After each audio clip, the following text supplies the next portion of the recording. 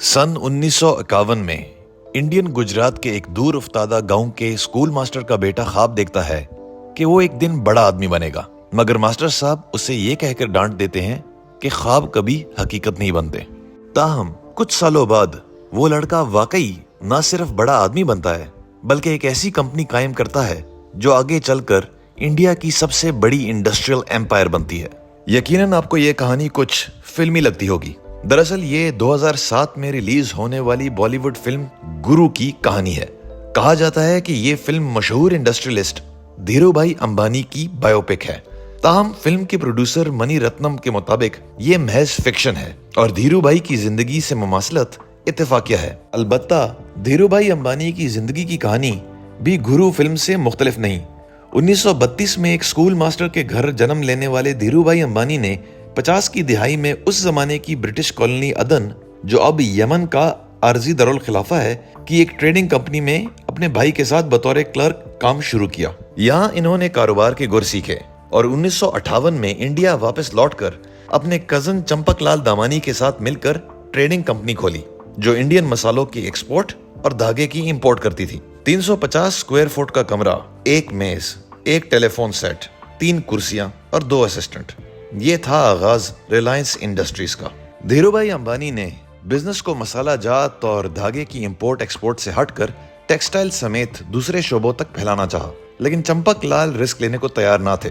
बिलाखिर 1965 में दोनों की पार्टनरशिप टूट गई। 1966 में धीरूभाई अंबानी ने महाराष्ट्र में Reliance textile and engineering corporation की बुनियाद रखी, जो 1973 में Reliance textile industries private limited बन गई और अपना पहला ब्रांड विमल मुतारिफ कराया, जो जल्द ही हाउस होल्ड ब्रांड बन गया। 1977 में जब सरकारी बैंकों ने रिलायंस इंडस्ट्रीज को कर्जा देने में हिचकिचाहट दिखाई तो धीरूभाई अंबानी ने आईपीओ में जाने का फैसला कर लिया। ये इंडिया की तारीख का पहला आईपीओ था जब किसी कंपनी के पेश करदा शेयर से 7 गुना ज्यादा शेयर्स फरोख्त हुए। अगले चंद सालों में रिलायंस ने कई छोटी बड़ी टेक्सटाइल मिल्स को एक्वायर कर लिया।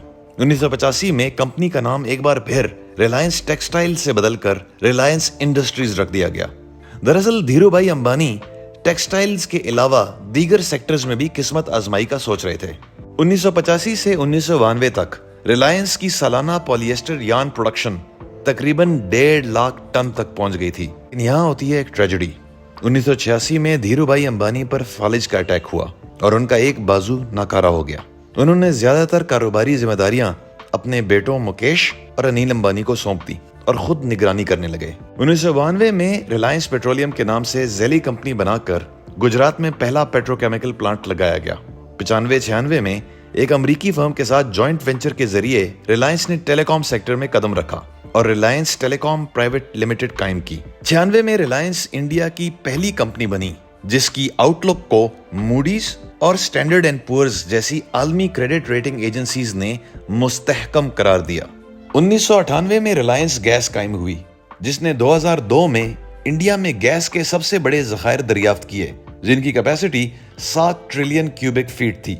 उसी साल रिलायंस ने सरकारी कंपनी इंडियन पेट्रोकेमिकल्स कॉर्पोरेशन के अक्सरियती शेयर्स खरीद लिए। तब तक रिलायंस ग्रुप की वैल्यूएशन 15 अरब डॉलर हो चुकी थी। लेकिन 24 जून 2002 को दूसरी ट्रेजेडी हुई। धीरूभाई अंबानी को दूसरा स्ट्रोक हुआ और वो कुछ हफ्ते कोमा में रहने के बाद 6 जुलाई 2002 को चल बसे।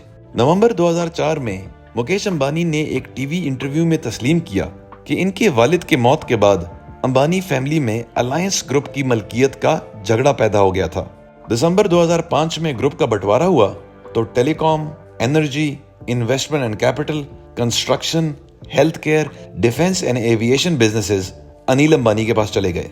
इन्होंने इसे रिलायंस अनिल धीरूभाई अंबानी ग्रुप या रिलायंस एडीए ग्रुप का नाम दे दिया। Textiles, petrochemicals, oil and gas और कुछ दीगर बिजनेसेस मुकेश अंबानी के हिस्से में आए और इन्हीं के पास रिलायंस इंडस्ट्रीज का नाम भी रह गया। 2006 में रिलायंस इंडस्ट्रीज इंडिया की रिटेल मार्केट में दाखिल हुई और मुल्क के 57 शहरों में 600 स्टोर खोले। 2010 में इन्फोटेल ब्रॉडबैंड लिमिटेड को अक्वायर करके रिलायंस ने ब्रॉडबैंड सर्विसेज मार्केट में कदम रखा, जो इंडिया में 4G ऑक्शन जीतने वाली वाहिद कंपनी थी। 2012 में रिलायंस इंडस्ट्रीज का तकरीबन 70% revenue oil refining, 19% petrochemicals, 2% oil and gas और बाकी 3% बाकी शोबों से आ रहा था। इसी साल रिलायंस ने $1 अरब की सरमायाकारी से अपनी एरोस्पेस डिवीजन कायम की और aircraft engines, radars, helicopters, armoured vehicles, military and civilian drones बनाना शुरू कर दिए। 2022 में रिलायंस इंडस्ट्रीज को फोर्ब्स की वर्ल्ड्स बेस्ट एम्प्लॉयर्स लिस्ट में 20वीं और ग्लोबल 2000 कंपनीज लिस्ट में 54 नंबर पर रखा गया, जबकि फॉर्च्यून ग्लोबल 500 लिस्ट में 100वें नंबर पर रख दिया गया। दुनिया की तकरीबन 100 से जायद मार्केट्स तक रसाई रखने की वजह से टोटल इंडियन मर्चेंडाइज एक्सपोर्ट्स में रिलायंस इंडस्ट्रीज का शेयर 7% से जायद है, जबकि इंडिया की सबसे बड़ी प्राइवेट कंपनी होने की वजह से इंडियन हुकूमत को कस्टम्स और एक्साइज ड्यूटीज के कुल रेवेन्यू में से 5% सिर्फ रिलायंस इंडस्ट्रीज से आता है। 3 लाख मुलाजमीन के साथ ये इंडिया की सबसे ज्यादा इनकम टैक्स देने वाली प्राइवेट कंपनी भी है।